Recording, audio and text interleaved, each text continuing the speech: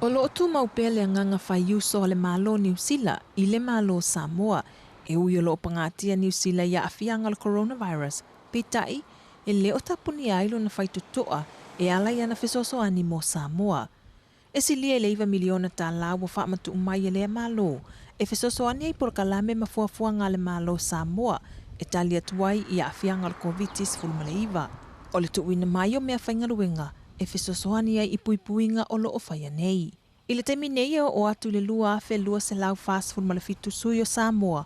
O loo ngā luenga whaavaitaimi New Zealand. A fia ai ma le toa se lau lua se fulu malafitu o whanau o loo o ngā whaaskola sipi. Whaelo mai le hai komisina lango le malo New Zealand Samoa nei, ta wapatinga ngau. O loo malu puipuia masaunga le mo i lato uma. Wa avatu fo i le malo New Zealand le whaapoponga o masina. Mo visa i lato o loo ngā luenga whaavaitaimi. Se ia saunga le muli toe fe malanga ia i wa lele. Ai mo whanau skola sipi, wa whaamatu uatu fo i le malo New Zealand ni se o whaamanuianga tau se leni mo i latou. Whaatasi ai ma le whaawa wina o awa onga i lunga o upenga ta whailangi. Whaeloa mai fo i ngau. O le a le whaatau nuina se i matalo sanga mo awa noa no fo maui New Zealand i le tausanga nei e pe iona masani ai tausanga uma po o le kota. Maua iei fo i whasosoane le ofisa o Komisina New Zealand i Samoa nei, mo ona tangata nu olo o iei pe i Samoa nei i le nei vai tau. Rosalia Stefano mo talafou.